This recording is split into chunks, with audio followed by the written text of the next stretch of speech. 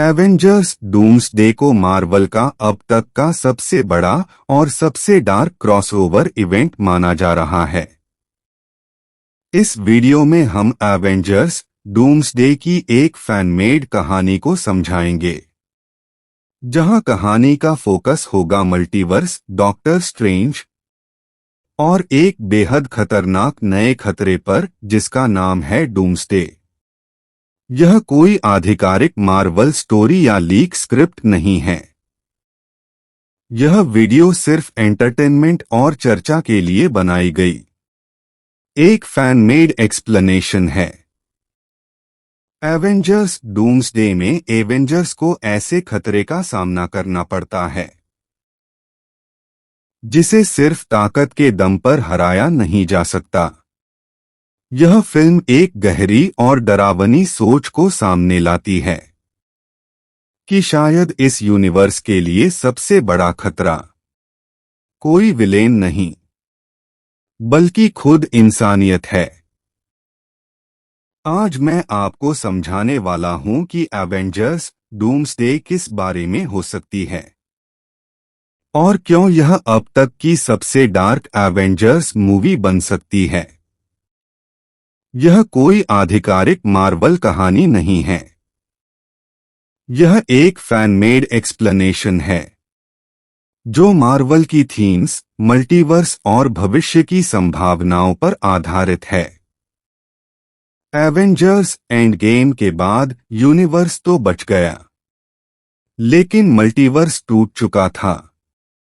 Time travel, reality jumps और अलग अलग मल्टीवर्स इवेंट्स ने अस्तित्व में छोटे छोटे दरारें पैदा कर दी। शुरुआत में किसी ने इन्हें नोटिस नहीं किया, लेकिन कई अलग अलग टाइमलाइंस में एक ही पैटर्न बार बार दोहराया गया। इंसानियत हमेशा बची रही, लेकिन यूनिवर्स नहीं बचा।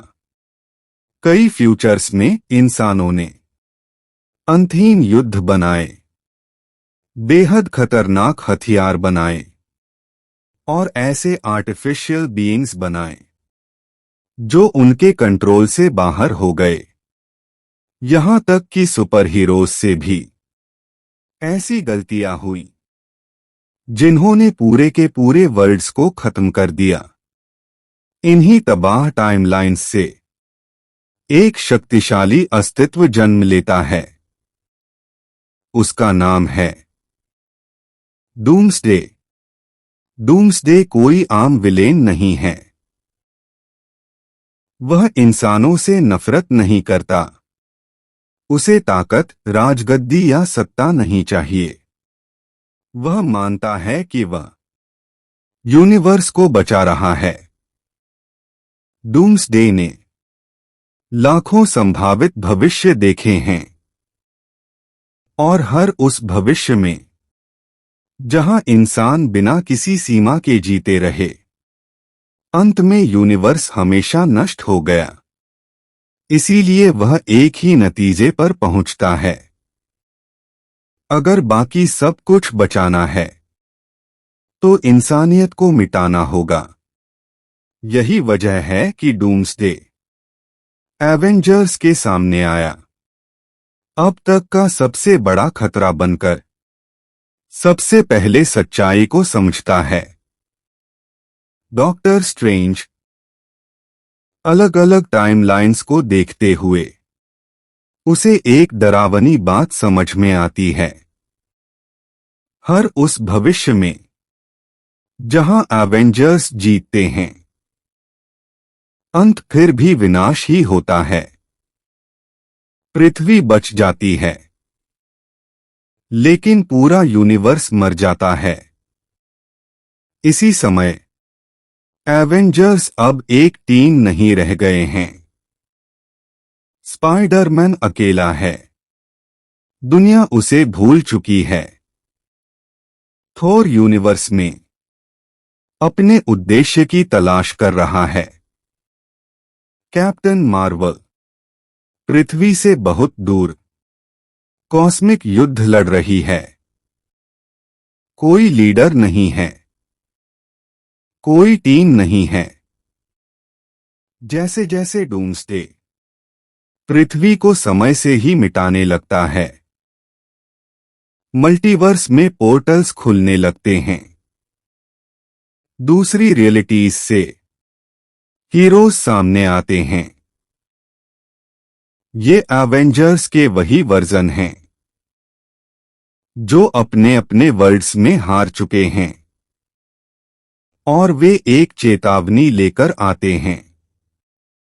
डूम्सडे को ताकत से नहीं हराया जा सकता, क्योंकि उसकी लॉजिक गलत नहीं है। इंसानियत खतरनाक है। अब एवेंजर्स के सामने उनके इतिहास का सबसे मुश्किल सवाल है, क्या उन्हें हर कीमत पर इंसानियत को बचाना चाहिए, या फिर यह मान लेना चाहिए कि जिंदा रहने के लिए इंसानियत को बदलना होगा। यह फिल्म लड़ाई के बारे में नहीं है, यह जिम्मेदारी के बारे में है। आखिरी पलों में कुछ ऐसा होता है जिसकी डूम्सडे ने कभी कल्पना नहीं की थी। वह एक ऐसा भविष्य देखता है जो उसने पहले कभी नहीं देखा। एक ऐसा भविष्य जहां हीरोज अपनी ताकत सीमित रखते हैं, जहां इंसान खुद को भगवान समझना छोड़ देते हैं, जहां हर फैसला सोच समझकर लिया जाता है। यह भविष्य जोखिम भरा है। यह फिर भी फेल हो सकता है, लेकिन यह अलग है। इसीलिए डूम्सडे पृथ्वी को नष्ट नहीं करता, वह चला जाता है।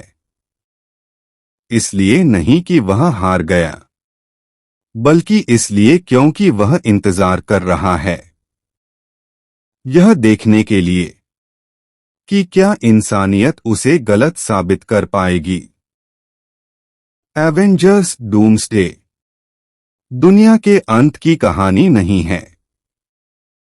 यह उस सवाल की कहानी है, क्या यह दुनिया आगे जीने के काबिल है? और यही बात इसे अब तक की सबसे खतरनाक एवेंजर्स कहानी बनाती है। अगर आपको मार्वल फिल्मों की एक्सप्लेनेशंस, थ्योरीज और सिनेमैटिक स्टोरी टेलिंग पसंद है, तो ऐसे ही और शानदार कंटेंट के लिए सिनेमा शैडो चैनल को अभी सब्सक्राइब करें।